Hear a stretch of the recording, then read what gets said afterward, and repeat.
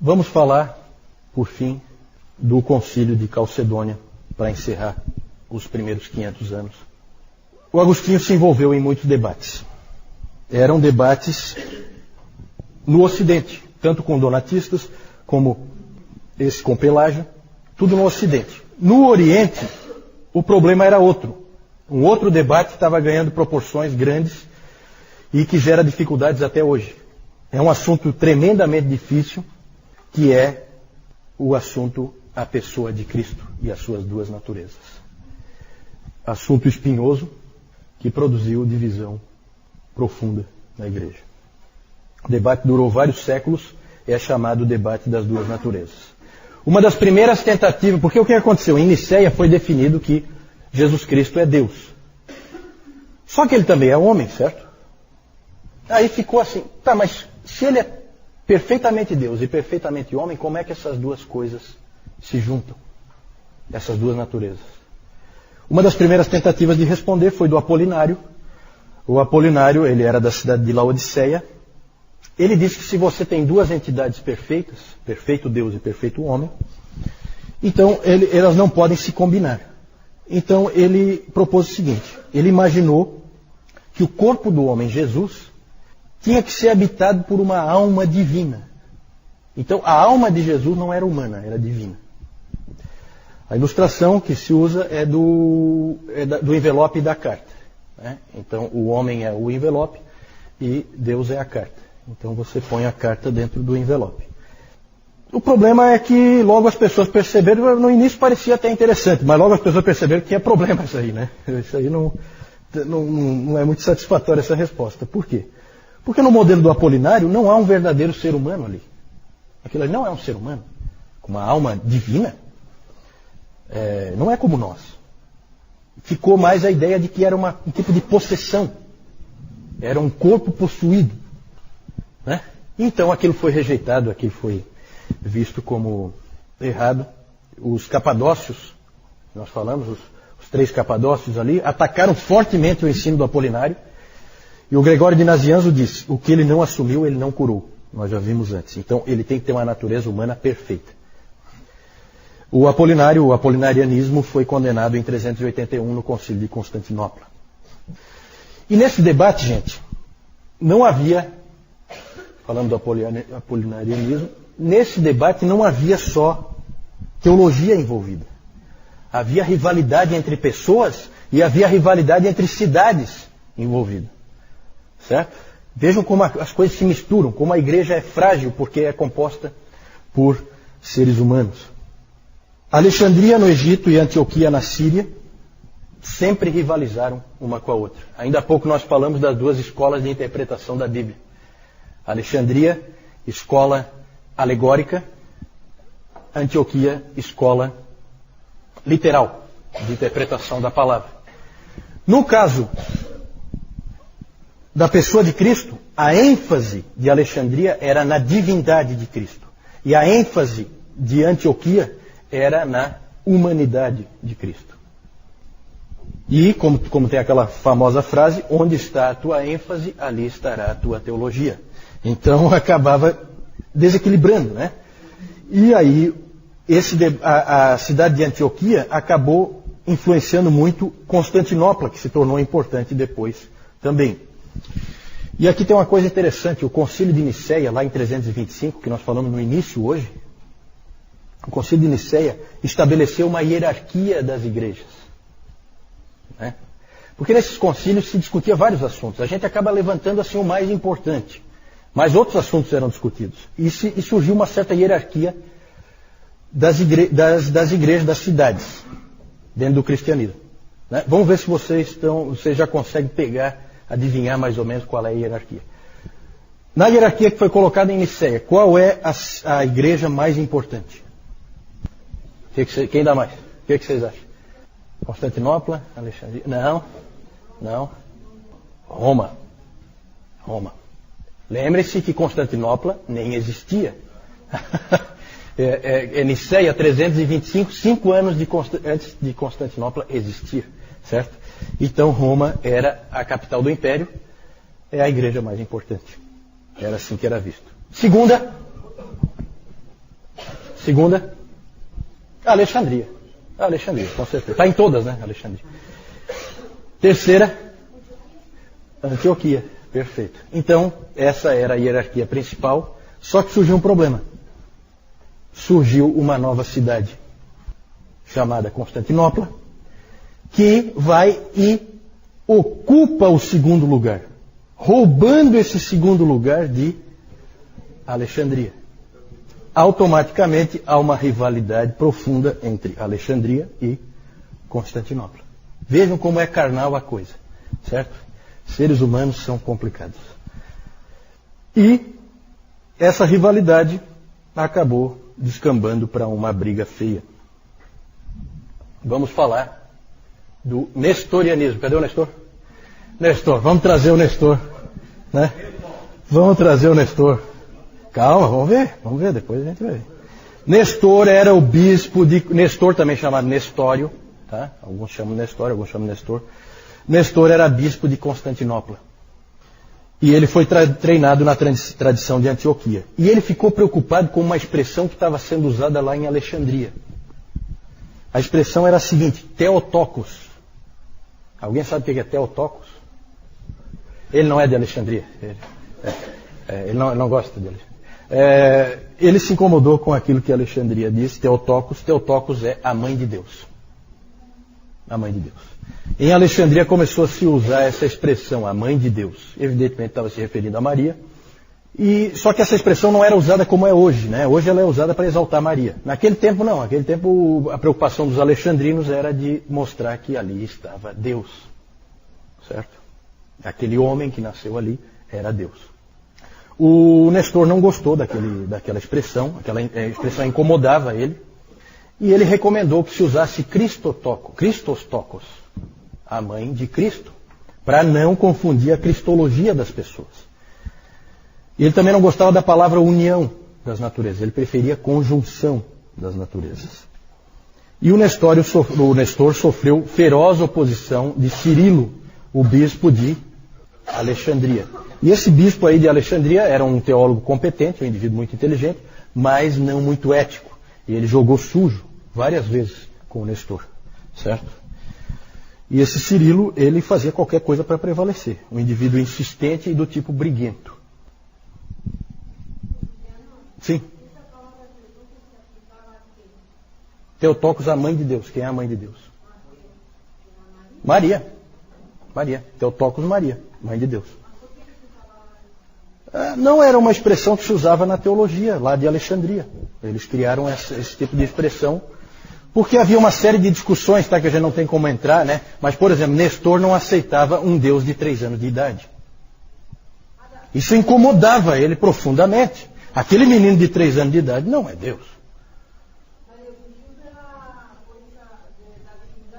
Isso, sem dúvida, está ligado a isso, né? Hoje em dia é usado mais para exaltar Maria, já dentro do pensamento de que Maria é quase superior ao próprio Deus, né?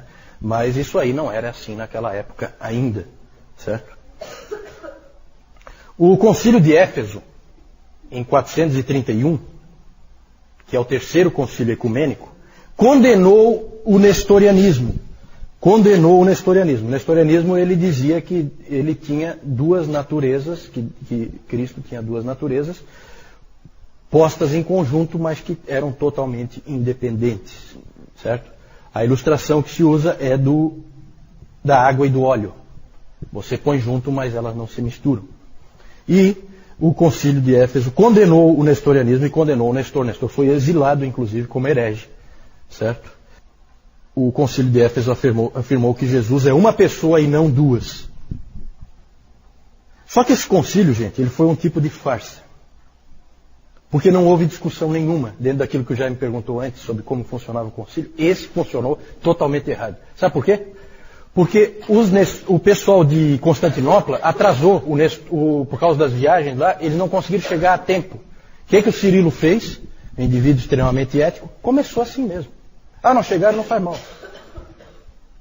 Começou de qualquer jeito, não tinha ninguém da posição nestoriana para discutir, está aprovado a posição de Alexandria. Tá certo? Olha como é que são as manipulações, os jogos políticos que sempre existiram dentro da igreja. Esse aí é um exemplo daqueles lamentáveis, né? Cirilo jogou sujo aí. Hoje os historiadores acham que o Nestor foi injustiçado, né? Mas mais ou menos, tá, gente? Porque na verdade, ele falou algumas coisas que não ajudaram nem um pouco. No calor da discussão, ele falou coisas desse tipo, que ele não aceitava um Deus de 3 anos de idade. Isso aí complica. Se você não disser que Jesus Cristo é Deus com 3 anos de idade, então ele vai se tornar Deus em algum momento depois. E então isso começa a complicar, certo? Então, há uma certa divisão se o Nestor é um herege do bem ou um herege do mal, né? Não está bem claro isso aí, certo? Mas alguns acham que ele foi injustiçado. De qualquer maneira, ele é considerado um herege da igreja. Só que, vejam bem, herege na igreja católica. Por quê? Porque esse episódio do nestorianismo gerou profunda divisão na igreja. Nós já vimos que os donatistas tinham se dividido e agora há divisões mais sérias. E por isso existe hoje a igreja nestoriana na Pérsia. A igreja da Pérsia é fora do Império Romano e ela tinha sido influenciada profundamente pelo Teodório de Mopsuestia, que era o mestre do Nestor. E eles criam do jeito que o Nestor dizia. E por isso existe a igreja nestoriana que existe até hoje, né? Na Ásia. Com a vitória de Alexandria, parecia que tudo tinha se resolvido, parecia que agora as coisas tomavam um rumo claro, mas não resolveu coisa nenhuma. Por quê? Porque nós tivemos já essa divisão, a igreja da Pérsia fica totalmente separada por causa disso, e surge um monge chamado Eutico. Esse monge, ele surge em Alexandria, ele é pró-Cirilo, nos debates, só que ele vai muito além do Cirilo. Ele praticamente nega a realidade das duas naturezas. Ele disse que a natureza humana foi absorvida pela divina. Ele chegou a dizer o seguinte: a carne do Senhor não é como a nossa. Ele a descrevia como uma natureza humana que tinha se tornado divina. E aí passa a haver uma nova natureza única. É como a ilustração aí é de água e vinho misturados. Passa a ser uma coisa só e não duas. E em 449 houve um concílio em Éfeso, o concílio dos ladrões, assim chamado, onde o eutiquianismo foi aprovado como ortodoxia. Por quê? Porque todo mundo era amigo do Eutico. Esse Eutico, todo mundo gostava dele, cara, gente boa, como um bom herege tem que ser, né? E para ter aquela penetração realmente no meio do povo. E esse Eutico acabou prevalecendo, e aí surge a figura do Papa em Roma, o Papa Leão I. Léo, né? Léo, para nós em português é Leão. O Papa Leão I pode-se dizer que ele é difícil, gente, a gente dizer quando começou a Igreja Católica Romana. Mas provavelmente o primeiro Papa é esse cara aí. Papa mesmo, sabe? Que age como um Papa. Leão I. E o Leão chamou o concílio, esse concílio de Éfeso, ele chamou, em vez de chamar de concilium, ele chamou de latrocinium. Por quê? Porque ele tinha mandado uma carta, que é chamada de tomo a Flavianos, para que fosse lida e seguida no concílio. Lá ele usou muito o texto de Tertuliano e de Agostinho para defender a posição que nós defendemos hoje, a posição ortodoxa. E o concílio simplesmente ignorou a carta dele. E aquilo deixou ele profundamente irritado. Então ele passou a se empenhar fortemente para reverter o que tinha acontecido em 449. Inclusive o Nestor estava exilado. Ele leu esse tomo e ficou muito contente, porque ele achou que tinha a ver com o que ele cria. O resultado do esforço do Leão, o Leão chamou esse concílio de Éfeso de um covil de ladrões. A coisa pegou fogo mesmo. E o resultado do esforço do Leão foi a convocação em 451 do concílio de Calcedônia. O que nós cremos hoje sobre as duas naturezas de Cristo em uma pessoa é ortodoxia e vem de Calcedônia. Certo? Lá em Calcedônia, então, o eutiquianismo foi condenado. E ali afirmou-se que Jesus Cristo tem duas naturezas distintas. não misturadas, não uma absorvida pela outra. O Concílio de Calcedônia foi o quarto concílio ecumênico, esse aí nunca foi contado, ele foi desconsiderado, esse de 449. Ele foi o maior concílio de todos, de toda a história, tinha mais de 500 bispos presentes em Calcedônia. A maioria dos bispos eram do Oriente, porque no Ocidente a coisa estava pegando fogo, e aí a maioria não pôde vir, porque a casa estava caindo no Ocidente, certo? Calcedônia estabeleceu o que a maior parte da igreja aceita até hoje. Cristo é uma pessoa em duas naturezas perfeitas, sem confusão ou conversão, sem divisão ou separação. Essas duas naturezas unem-se de forma hipostática. Essa expressão hipostática é um pouco difícil de definir, mas quer dizer assim que ela é uma união não voluntária, uma união necessária, uma união que sempre existe. As heresias são fáceis de ilustrar. A carta no envelope, o óleo e a água, o água e o vinho, né? Já a ortodoxia nunca dá para ilustrar, porque permanece sempre o mistério. Mas o problema não se encerrou. Na verdade, nós estamos terminando aqui, só que depois de Calcedônia, o que aconteceu? O Ocidente aceitou Calcedônia imediatamente. Não houve problema nenhum no Ocidente. Calcedônia foi aceito, sem problema, mas no Oriente a briga continuou. Nós não temos como entrar em detalhes, mas houve uma briga fortíssima entre os monofisitas, que vem ali do eutiquianismo, em que há uma natureza só, e os calcedônios. Um outro concílio, Constantinopla II, em 553, disse que Calcedônia estava certa e que os monofisitas estavam errados. Mas os problemas continuaram. 100 anos depois, em 680, Constantinopla III, mais uma vez reafirmou Calcedônia. Também não resolveu, a briga continuou. E nesse tempo já havia mais divisão na igreja. Agora, além da igreja nestoriana, lá na Pérsia, passaram a existir as igrejas monofisitas no Egito, na Armênia, na Síria, na Índia, em vários lugares fora do Império Romano, começou a existir as igrejas monofisitas no Oriente.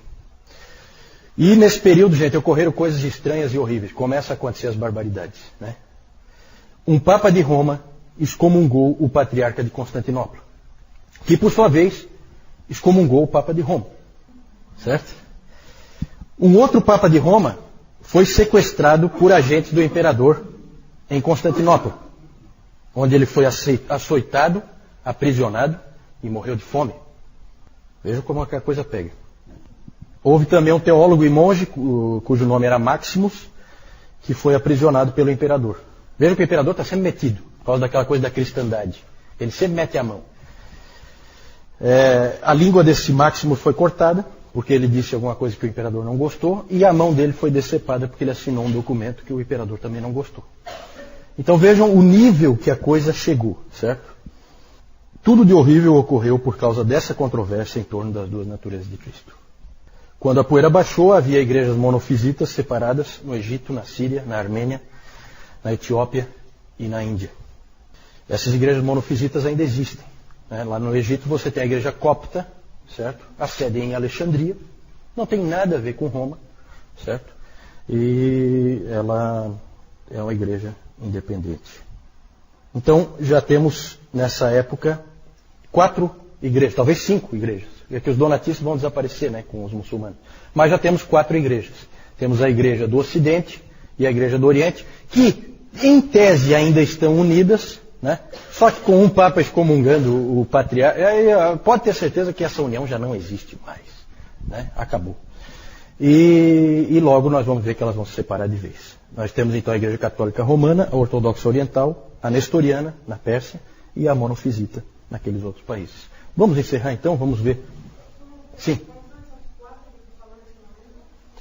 A Católica Romana, a Ortodoxa Oriental, a Nestoriana, na Pérsia, e as várias monofisitas. Certo? Aí o Cirilo, bispo de Alexandria, que jogou bem sujo. Aí o nestorianismo, alguns exemplos aí, né, da igreja nestoriana, que é uma igreja diferente, né? Aqui tem uma estátua do Nestor, porque para nós ele é herege, para eles não. Para eles ele é reverenciado, certo? Vejam como a coisa é diferente. Então, Lá um bispo nestoriano, certo? Uma freira nestoriana. E aqui um casamento nestoriano. Bem interessante aí.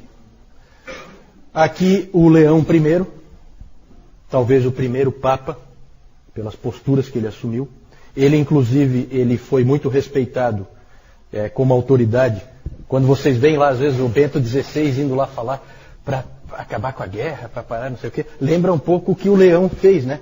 Por quê? Porque o Átila, o Uno, o flagelo de Deus, vocês talvez já estudaram sobre esse bárbaro, ele e as suas tropas estavam destruindo a Itália completamente, varrendo do mapa, certo? Saqueavam tudo, violentavam todas as pessoas, e o Leão foi negociar com o Átila para ele não entrar em Roma. Então ele ficou muito reverenciado pelos romanos por causa dessa posição dele, né? O catolicismo romano inventa um monte de história, que aqui atrás do leão apareceu um homem forte com uma espada no céu, e aí os homens do Átila ficaram com medo e tal, né? O que os historiadores creem é que ele levou uma graninha ali para largar por fora. Aí é bem mais realista, né? Bem mais realista. É isso que os historiadores acham que na verdade aconteceu. Aqui eu quero mostrar para vocês, já que aqui nós vamos encerrar os primeiros 500 anos. Gente, já passou do nosso horário, quem tiver que pegar ônibus, coisa desse tipo, ou tiver que sair, tá? Não tem problema, eu só quero encerrar realmente essa parte, tá? Aqui nós vemos as invasões dos bárbaros. Eu não vou gastar tempo com isso, só quero mostrar para vocês, certo? Nessa época, no quinto século, começa a haver invasão de bárbaros para tudo que é lado. Aqui os vândalos saem daqui, ó, e eles vão passando por tudo aqui, e eles passam pelo Estreito de Gibraltar. Por isso que a Espanha acabou... Depois nós vamos falar sobre isso, né? Por que a Espanha acabou tendo um povo diferente do resto da Europa, né? Por causa da facilidade dos muçulmanos de entrarem por ali, no Estreito de Gibraltar, né? Então isso tudo tem um motivo histórico. Aí os vândalos entraram ali e depois eles vieram para cá, e aqui, ó, eles atacaram Cartago em 430, que foi o ano em que o Agostinho morreu, né? Ele não chegou a ver Hipona ser saqueado. Deus preservou ele disso. Mas aqui teve ataques de todo tipo. Os ostrogodos entraram aqui. Em 410, os ostrogodos, os visigodos depois se estabeleceram ali na Espanha, né? Os burgúndios se estabeleceram na França, os francos na França, os bretões na França. Isso aí depois a gente pode dar uma olhadinha com mais calma. Em 410, Alarico invadiu Roma e detonou com Roma. Alarico era visigodo. Isso aí, então, são tudo povos germânicos, tá, gente? Esses povos todos, eles entraram e invadiram realmente Roma e saquearam tudo. Foi uma coisa desastrosa. Aqui, então, quando Roma foi saqueada em 410, aqui em 455 os vândalos saquearam também. Então o Papa Leão impediu o Átila, o Uno, de entrar em Roma. Só que depois, 4 anos depois, os vândalos entraram e fizeram a festa em Roma, tá? Depois de 410, gente, já todos os imperadores romanos do Ocidente, eles são fantoches nas mãos de generais germânicos, certo? Em 476, o Rômulo Augusto foi o último imperador romano do Ocidente. Ele foi deposto definitivamente por Odoacro. E o interessante é que o Odoacro era um general romano, porque nessa época os bárbaros já tinham tomado o exército completamente e eles queriam ser romanos, né? Nunca pensem que os bárbaros invadiram Roma para destruir Roma. Eles invadiram Roma para ser romano. Eles tinham gosto por aquela vida dos romanos, a civilização. Eles queriam usufruir daquilo também. Então eles entravam e saqueavam primeiro e depois assumiam ali as casas e coisas e moravam ali. Esse Odoacro era um dos generais do Rômulo Augusto, que era um mero fantoche, né? E esse ano é importante, 476, para quem estudou história, é o ano da queda do Império Romano do Ocidente, que marca o fim da Idade Antiga e o início da Idade Média, certo? Não é isso que diz a história? Na verdade, Roma já tinha caído aos poucos, muito antes disso, durante todo o quinto século, certo? Só mostrar para vocês rapidamente, para encerrar aqui, onde é que depois, isso aqui depois na Idade Média vai influir, tá? Já não temos mais romanos. O que nós temos agora são povos bárbaros que ocuparam todo o Império Romano do Ocidente. Os romanos estão aqui, ó, no que é chamado de Império. Como é o outro nome do Império Romano do Oriente? Quem sabe? Império Bizantino. O Império Bizantino, exatamente, porque ele parte de Bizâncio, Constantinopla, certo? Então aqui o Império Romano do Oriente permanece, só que aqui foi ocupado, olha só, toda a Itália e aqui uma parte da Alemanha foi ocupada pelos ostrogodos, os francos e os burgúndios e os bretões ocupam a parte aqui onde é a França e a Holanda, e os anglo-saxões ocupam lá as Ilhas Britânicas. Os visigodos ocupam a Espanha e aqui os suevos, numa parte ali de Portugal. No norte da África, os vândalos se estabeleceram, certo? Depois eles vão ser triturados e trucidados pelos muçulmanos, né? No século VII. Fala, Augusto. Como é que eles podiam ser chamados de Império Romano se não tinha Roma? Tinha Roma. Assim, ó, a pergunta é assim, como podiam ser chamados de Império Romano se não tinha Roma? Tinha Roma. Roma foi só saqueada, ela não foi destruída, tá?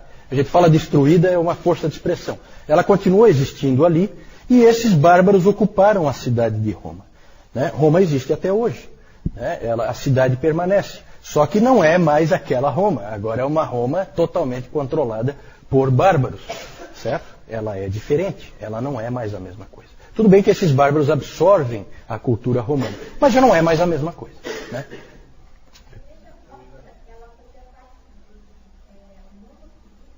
Isso, a pergunta da Jussara é sobre a igreja copta. A igreja copta é uma igreja monofisita. Eles fazem o sinal da cruz com um dedo só, né? Essas igrejas monofisitas, elas fazem o sinal da cruz com um dedo só, para deixar bem claro que é uma natureza. Tem esses detalhes assim. A coisa é feia, sabe, gente? Então, quando a Igreja Católica Romana acusa os protestantes de divisão e coisa, é uma piada, né? É uma piada. Só pode ser piada. Quem conhece a história sabe que isso aí é uma brincadeira de mau gosto, né? Não é. Na verdade, divisões ocorreram sempre. E pelos motivos mais diversos. Por motivos teológicos, por motivos de prática eclesiástica, como nós vimos dos donatistas, certo? Política eclesiástica, recebe ou não recebe de volta. Dividiu a igreja. Então, divisões sempre aconteceram, certo? Infelizmente. E como, para encerrar, lembrando como o que o Lloyd Jones disse naquela primeira frase que nós vimos, não há nada que denigra mais a glória de Deus do que a história da sua igreja. Infelizmente. E realmente é o que a gente vê, né? Mas, é como o Newton diz, é a história do nosso povo. Hoje de manhã eu estava comentando com o Francisco e com o Lennon, eu acho, né? Que é como um judeu, um Pedro ou um Paulo que pegava o livro de Juízes e também não tem muito do que se orgulhar do que vê ali, certo? Mas é o povo de Deus e a história é registrada como ela foi, certo? Vamos aprender com os erros e aprender com os acertos.